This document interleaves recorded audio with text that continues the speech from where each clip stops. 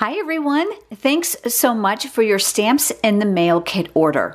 This month I am using the Winter Woods bundle. So I have the stamp set and the coordinating framelits. Of course you're going to need your Big Shot in order to die cut those, and you're also going to need some additional supplies. If you didn't order these exact same supplies, you can use what you have at home, but let me show you what I'm using so that you can use as closely related as possible. I'm going to be using Memento ink as my black. I'm using Cherry Cobbler ink and Mossy Meadow ink. In addition to that, you're going to need adhesive, clear blocks for your stamps if you bought a clear mount stamp set. You'll see me use my pickup tool to help me get my sequence on my cards. I'm also going to be using a sponge dauber, a bone folder, and a silicone craft sheet. These are not required. These are just tools that I like to use to make my cards. You'll need liquid glue. I also use the Festive Farmhouse Trio of twine. I used a dark Cherry Cobbler Stampin' Blends to color a couple rhinestones. And I used Wink of Stella. I'm going to be using both regular size dimensionals and the mini dimensionals. If you don't have these, you can take the larger ones and just cut them in half on your paper to make them smaller. In your packet, you will have received 4 envelopes, and inside of each of those are doubled with the supplies to make 8 cards. You're also going to have 2 pieces of scrap cardstock, the Whisper White and the Mossy Meadow. They both have a small pencil mark in the upper right corner with an X to indicate that they are scraps. This is what you're going to either cut or die cut from. I think we're all set. Let's get started on our cards. I'm going to start by taking out one of everything inside the envelope. If you're going to be making both cards, make sure you take everything out so that you can work in an assembly lined fashion. Let's fold our card base in half. You're going to see me using my bone folder for that nice crisp edge on my cardstock. I'm just a big fan of that. It's not required. On the small Whisper White cardstock, this is where we're going to do our stamping. We're going to be using the birch trunks for the trees, and I'm going to use my Memento ink. I've got a scrap piece of cardstock here because I'm going to do a little bit of stamping off, and I don't want it to get on my work surface only because I know that's kind of distracting throughout the video.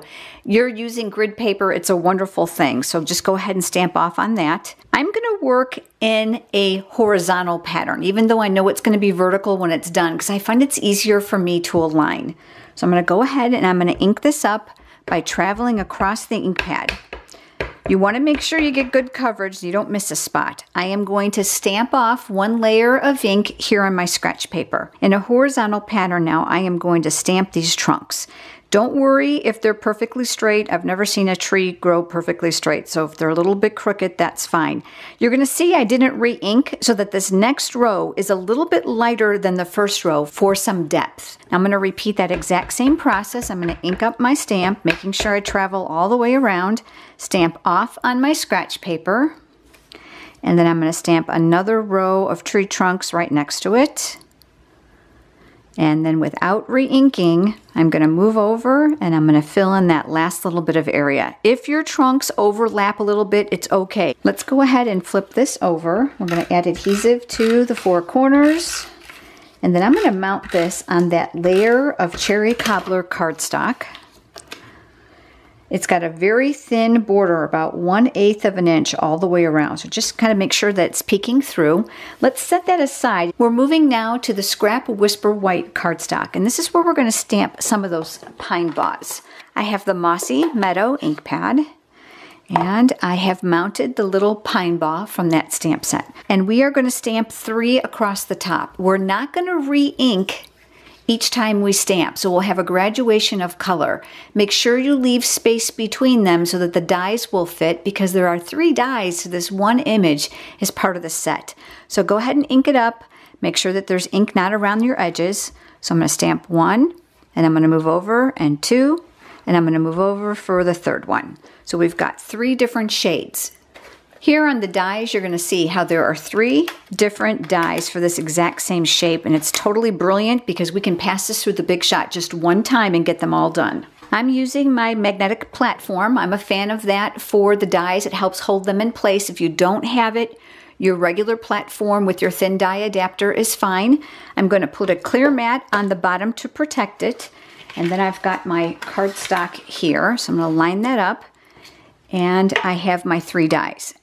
More than likely, this is going to slip. And that's simply because over time, our clear mats become bowed. You see how they start to have like a bow to them? I think this one on the bottom is even worse. So let me give you a tip on how to help hold them in place so that you can die cut all 3 at the same time. Let's go ahead and get them positioned. And then what I want you to do is I want you to use either a Post-it note or a piece of washi tape to help secure this in place. So I've got my little Post-it note tabs here. The rounded end of the die is at the bottom of your pine ball. And then once I have it where I want it, I'm going to tack that down. And I'll do that now with the other 2 as well. Remember that if you're doing both of your cards, you're going to need to do this a second time so that you'll have a total of 6. I've got them all anchored down. I'm going to put my other clear mat over the top to protect the die, and then I'm just going to crank this through the Big Shot. I'm going to set those aside for right now. We're going to come back and do those at the end. I'm going to hover this piece of stamped cardstock over my card base, and I chose to put mine in the center. The reason I did that is I want to get a visual idea of where I'm going to stamp my greeting. So I'm going to pull out the Cherry Cobbler ink pad, and I've mounted the words from the stamp set, and then I'm going to ink up my stamp, making sure I don't have ink around the outside edges, and I'll just slide that a little bit out of the way, and I'm going to stamp that here. I'll set this aside, and the next thing I'm going to do is I'm going to pull out my cotton twine here from my Festive Farmhouse package. You're going to need about 14 to 16 inches, so I'm measuring here on my grid paper. That's just a time saver for me. I'm cutting off about 16 inches just to make my life easy. I'd rather work with a longer piece than a shorter piece. I'm going to put that across the back. I'm going to shimmy this end over a little bit, and then I'm going to work on making a bow on the far right side. I'm going to place my finger here to get a little bit of attention, and then I'm going to make my bow. If your bow is not laying straight, don't worry about it. You can always kind of turn it, manipulate it, just kind of seeing which way it wants to go. You can see my loops are uneven, and so are my ends. I want to make those a little smaller, so I'm going to put my finger on the knot, and I'm going to pull gently on the loose end, which is going to make the loop smaller, and then I can tighten it up. And that's just a nice way of not losing the entire tension on your bow. And once you're happy with that, let's go ahead and give those raw ends a little bit of a haircut if they're too long for you. I'm going to make sure that looks fairly even. And the next thing I'm going to do is I'm going to mount this here on my card. So I'm going to flip this over, and I'm going to grab my full-size dimensionals. And I'm going to add 1 in each of my 4 corners. And I'm also going to add 1 in the middle, right over that baker's twine. That's going to help kind of hold it right in place. And then I'll remove the paper backing. And this is going to go right above our greeting. I stamped this one a little bit high, but I'm okay with it because no one's going to see my original one, so they can all be a little bit different. I'll set this to the side, and then I'll bring in those little pine bars that we stamped, and I'm going to bring out my Mossy Meadow ink pad. And now is where I'm going to use my dauber. If you have a sponge, that'll work as well. I just prefer this because my finger can go inside and it makes it a lot easier to use. I have a hard time picking up those small pieces, so this is where my pickup tool is going to come in handy. And then I'm going to ink up my dauber, and I'm going to add some ink around the outside edges. Did you notice how I tapped off a little bit of ink? I do that on purpose to kind of lighten up the shade so that it's not too dark. By sponging around the edges, it's going to break down a little bit of that white area around the die just to make it look a little bit more real. I'll do this now to all 3 of these. Let's go ahead and position these where we want them. You can use your liquid glue for this by putting a very small amount on the back. I'm going to use my glue dots. If you don't have glue dots, again, the liquid glue is fine. So I'm going to add 1 here near the base, and then I'm going to add another one here near the top. And I'm going to do that on all 3 of these. I'm going to start with the lightest one, which is here on the end. I'm going to pull that off, and that's going to get tucked right up underneath that knot. And then I'm going to come in with the darker one, and I'm going to work slightly to the left of that, trying to line up those little ends. And then my medium shade is going to go to the right of that. And by just gently picking up that twine, it's going to allow you to manipulate that just a little bit. Now I want to share one other tip with you. If you're not happy because this slides a little bit, go ahead and let's use your pickup tool with the paper piercing end. And I'm going to use a glue dot. So I'm going to take my glue dot and I'm going to roll it and make it smaller right here on top of the paper. It doesn't even matter what shape it is, just get it small enough. And then we're going to lift the twine and stick that right behind that knot and press that in place to secure it. The next step will be to add the rhinestones. Now, if you don't have the dark cherry cobbler Stampin' Blends to change the color, you don't have to. You can go ahead and just add them on as they are, but I do want to show you how to do it. I'm going to be using the brush tip of the Stampin' Blends.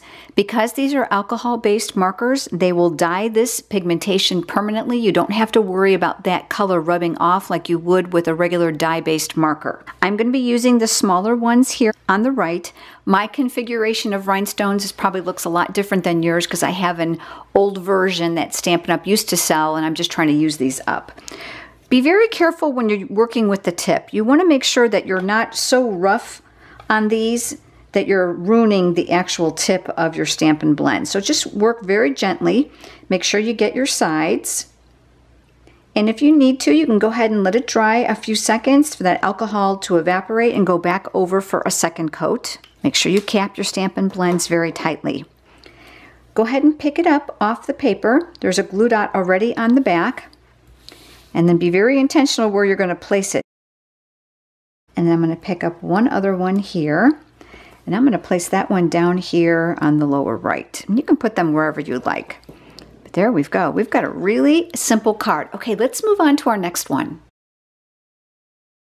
We're going to work on the card with the silver and white trees. And again, we're going to pull out one of everything. There's going to be 2 of these small rectangle pieces for the greeting inside your envelope. So make sure you pull those out if you're going to do both. I'm just going to do one with you. And then there's going to be the navy and the white layer. There's also going to be the silver, one for each tree. There's also going to be a piece of Whisper White cardstock that has an S in the upper right corner.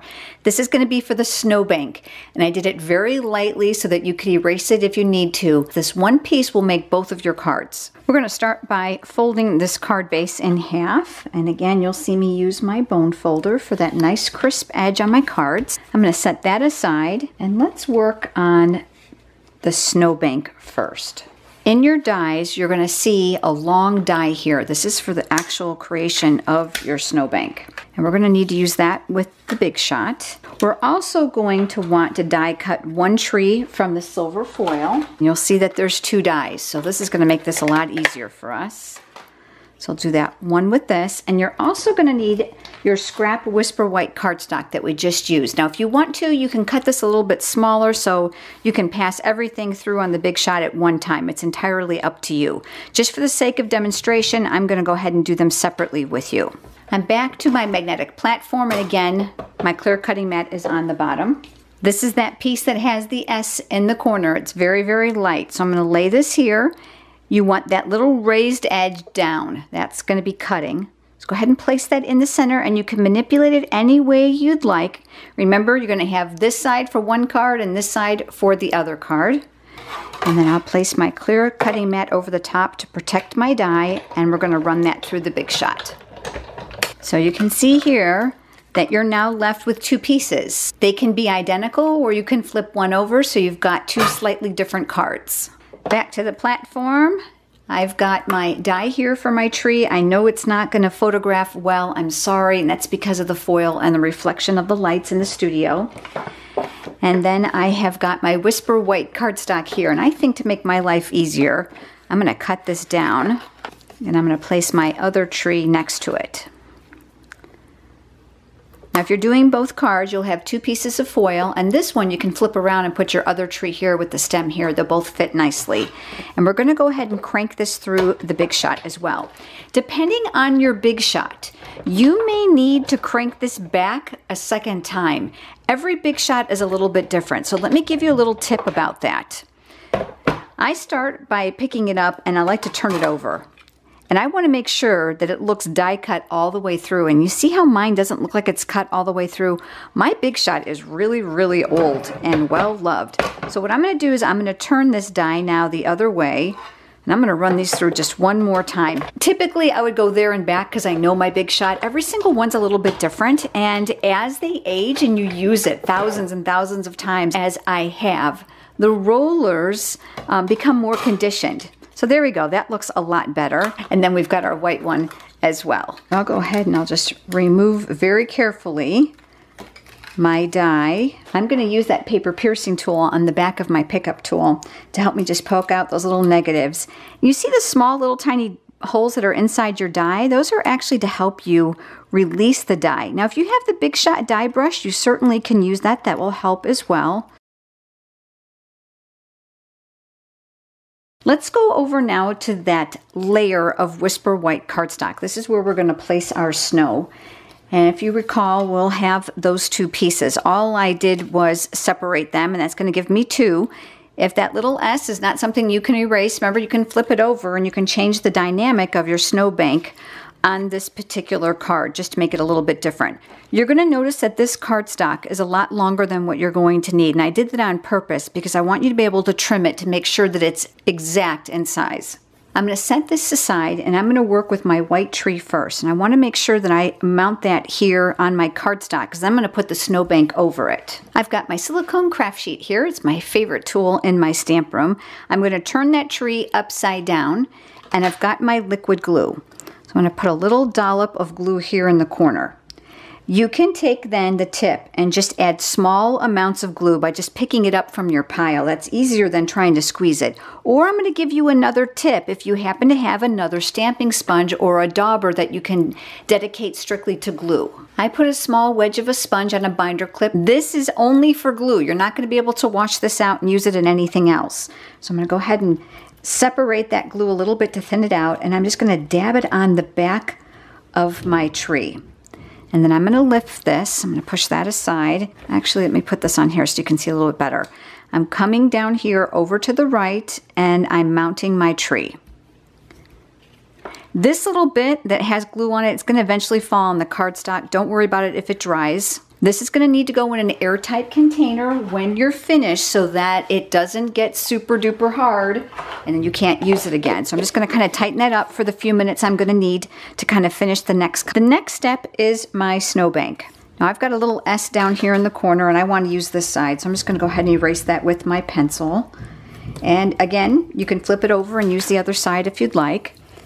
This is going to get adhered to here. I used mini dimensionals. So I'm going to flip this upside down and I'm going to grab my mini dimensionals and I'm going to use my piercing tool to help me pick those up. They're rather small for my hands.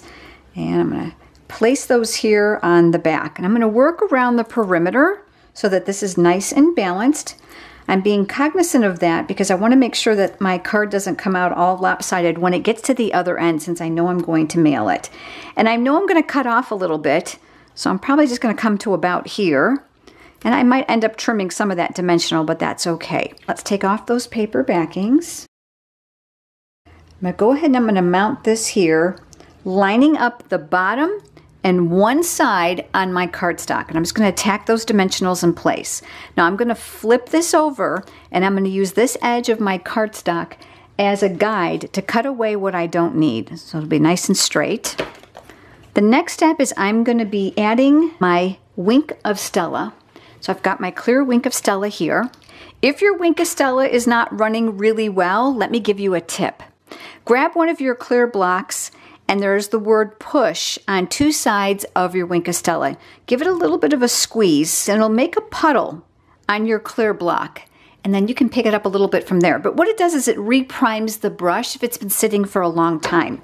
All I did was I came in here and I literally just brushed on Wink of Stella all over my white snow. Now if you have glitter or you have shimmer paint, have at it. Have some fun. There's lots of ways you can add some shimmer to your card.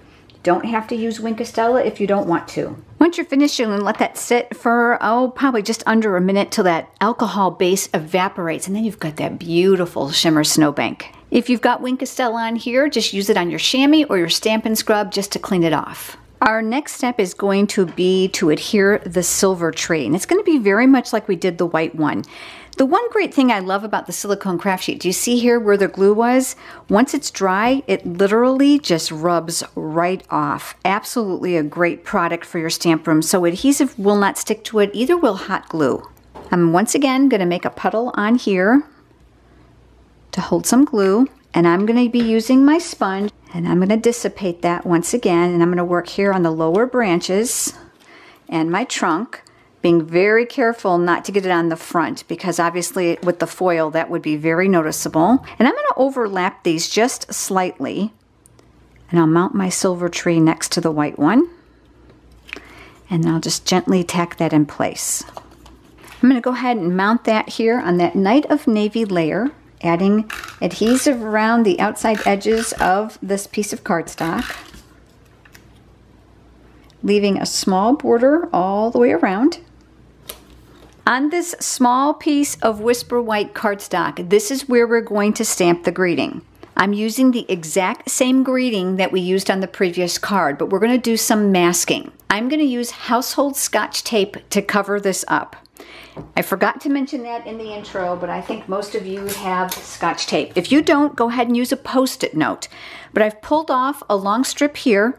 I'm going to fold back one edge to make a tab, and then I'm going to cover up everything underneath the thinking of you, and I'm tacking that down and pressing it in place. I'm using my Memento ink, and I'm going to ink up my stamp just like I normally would.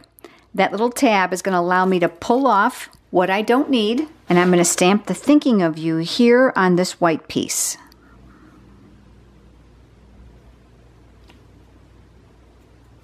We've got our card base, and now we have our panel. Let's go ahead and flip that over. We're going to use full-size dimensionals now on the back to mount this in the center of the card. I'll do one again in each of the four corners, and I am going to add one to the center just to be cognizant of the mailing and the postage machine. Make sure that you allocate room for those treetops. Remember our thinking of you, so I'm going to flip that over, and again I'm going to use my silicone craft sheet. I'm going to place adhesive on the back, and that's going to get mounted all the way here to the left of the Night of Navy. Just make sure when it falls that you're not covering up too much of your tree. You can manipulate this up or down wherever you'd like it. And then press that in place. Our last step is going to be to add some rhinestones. I'm going to pick up medium-sized ones. On yours, they might be the larger. So I'm going to use my paper piercing tool on my pickup tool again. So I'm going to pick up one here, and I'm going to place two here vertically at the top left corner of my card. And I'm going to place two down here in the lower right corner of my card. If you don't care for this, you can certainly skip this step or just add one, maybe near the greeting, somewhere else you'd like it. There we go. Isn't that a beautiful, simple, and classy card? Let's move on to our next card. This one has the corrugated background on the card, so I'm going to go ahead and pull out one of each again. I know I sound like a broken record, but if you're going to make all 8, so make sure you pull out everything at the same time so you can do so. We'll start by folding that card base in half, and again, there's my bone folder I'm going to use for that nice crisp edge. I'm going to lay that off to the side. The piece that's corrugated, we're actually going to rip this if you like that worn look. And I'm just going to rip the 2 vertical ends. And to give you a tip about ripping, you're going to hold the paper with your thumb and index finger on your less prominent hand. And I'm right-handed, so I'm going to use my right hand thumb and index finger to rip. And I'm going to rip towards me because I want the fibers of the paper to show through. So let me show you what I mean. So I'm just going to rip away. I'm going to make high and I'm going to go low. It's going to want it to rip right on side those scored lines. So if it does, that's fine. So just making it a little bit smaller. But I don't know if you can see this or not, but the fibers of the paper are actually going to show the layers if you rip towards you. If you rip away from you, they don't show. So it's just a matter of preference. Now I've flipped it around, and I am going to do the same thing now on this side by just ripping a little bit here and a little bit there just to make it a little bit smaller. There is no science to what size this needs to be when it's done.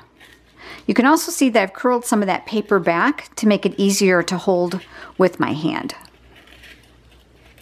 This new corrugated embossing folder is one of my favorites. We're going to work with the large tree image from the stamp set, and we're going to create a subtle background here to house the tree that we're going to die cut. I'm going to use the stamp face up, and I'm going to use my Mossy Meadow ink. And you're going to see that this stamp is relatively close in size to the ink pad. So I prefer to ink it face up on my work surface so that I don't miss a spot. So I'm going to go ahead and ink that up. I'm going to bring in a scrap again of that Whisper White cardstock or paper, and I'm going to stamp off. I want these background trees to be a little bit lighter. So I want to make sure that I press off that ink evenly. You're going to see those two little white spots, and you might think that your stamp is defective. It is not. It's simply put there to show the weight of the snow from the trees. I'm pressing and I'm being very careful to trace out this design. And I stamped this one probably in the middle, a little bit more to the left side of the cardstock. I want them to be lighter, and I'm going to do the same thing once again. And I'm going to stamp another tree to the right of this one. And once again, I'm going to stamp off some ink on my scratch paper. And then this one I'm going to make a little bit lower yet. The variations in the tone of your ink are totally fine. It's going to give the card even more depth. This is going to get mounted on the Whisper White layer that's inside your envelope. So I'm going to go ahead and add my adhesive to my edges. Looking to keep that border all the way around. And I'm grabbing a piece of the Whisper White scrap cardstock that we've worked on before. Remember, if you're going to do 2 cards, you're going to be making duplicates of what I'm doing here. This time I'm going to ink up the tree. I am not going to stamp off. I want this to be a stronger tone. And I'm going to stamp that right here on my scrap.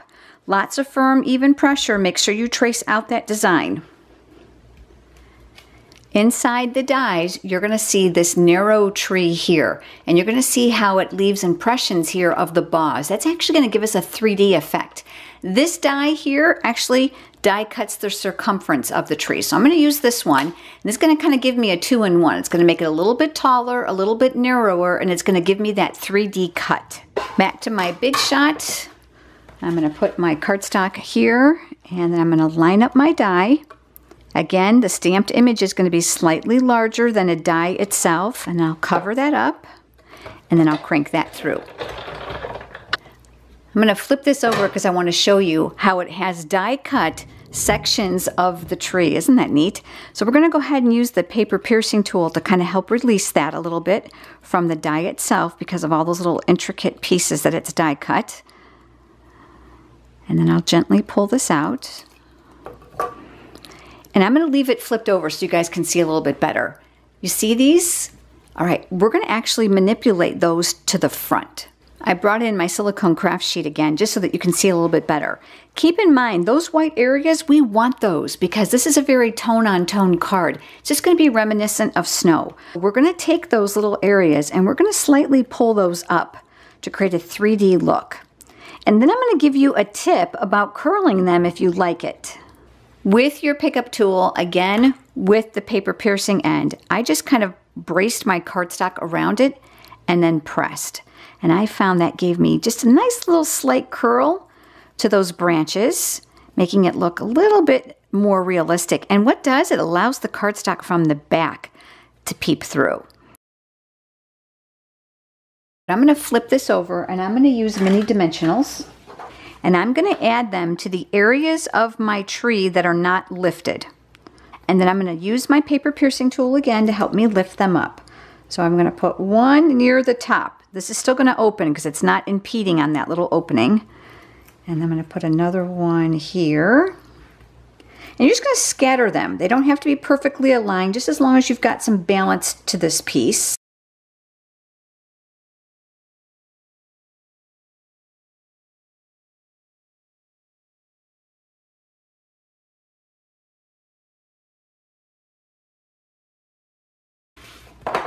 I'm going to take off that paper backing. We're going to bring back that layer. And now we're going to mount our tree in the center. You can decide exactly where you want it. I'm going to put mine right here near the bottom. And then you may want to come back in and just kind of lift these to make sure that you've got that 3D effect if you want it. I'm going to mount this layer to this one using my full-size dimensionals. So I'm going to go ahead and pull those off. And again, just like I've done before, I'm just doing one in each of the 4 corners because we're going to put some twine through here. I'm going to ready this and leave this off to the side, and now I'm going to go ahead and add my baker's twine. So I'm going to use the Mossy Meadow that's inside my trio this time, and you're going to need about 28 inches. This is going to get wrapped around the corrugated portion, and you're going to wrap it twice if you like that look. I'm looking to leave it a little wider on the left-hand side than the right side, and we can always manipulate that once we're done. And then what I'm going to do is I'm going to take this and I am going to make a bow again, but all the way here on the far right side. You probably have a lot more twine than you need, but it's better than fighting with a really tiny piece. That's really frustrating for me. So there we go. We've got our bow again, and you can see that it's uneven. So I am going to press on my knot. I'm going to pull my ends to get my loops a lot smaller. And then once I kind of got them where I want them, I can go ahead and just tighten up those loops by giving just a little pull. And then you can cut these ends shorter if you'd like. Remember this with our dimensionals. I'm going to make sure my bow gets visible, so I'm going to kind of tuck that up underneath. Looking to kind of make it as centered as I can, top and bottom, side to side. And I'll press that in place. And then this is going to go on the base of our card. And I did use snail adhesive. Now, if you're more comfortable with liquid glue, you can do that. So let me show you. Snail adhesive, you're going to have to be very, very careful with your adhesive. You don't want to rip the deep impressions of this cardstock by pulling, because it's only going to stick to the raised areas. So let's go ahead and use our liquid glue, just so I can give you guys another idea on how to use it. And you're going to see I'm using very thin amounts. I'm not getting too close to the edges because I know it's going to seep a little bit. Working here in the center as well. And then that's going to go here on the center of the card base. The nice thing about the liquid glue with this corrugated paper, it gives you a little bit of wiggle room if you need to shift a little bit to the right and left. I'm going to turn it upside down, and I'm going to rub from the back to make sure I've got good adhesion between those layers so that it can rest and dry. It'll take probably about a minute for it to dry, but isn't that beautiful and so simple? All right, let's move on to our final card. This card's going to focus on what we call a spotlight technique, which means it's actually going to use an impression of the stamp and create a more focal point. So you're going to have the base, a white, and a mossy meadow piece as well.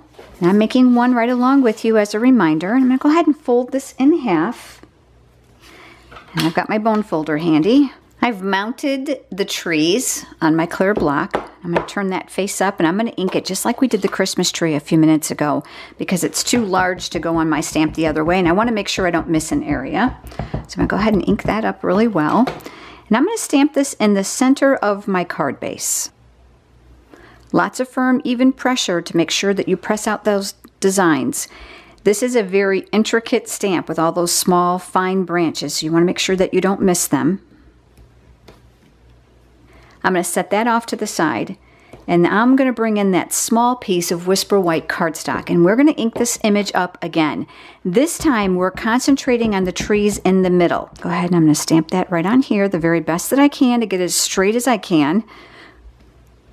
Pressing out that design, take your time so you get really nice impression. I'm going to take this piece, I'm going to set this off to the side. I'm going to come back to the base now, and I'm going to use my Memento ink, and we're going to stamp off again. There's this image in the stamp set that actually is supposed to be reminiscent of a small snow placement. So I'm going to go ahead and I'm going to ink it up, and I'm going to tap off one time.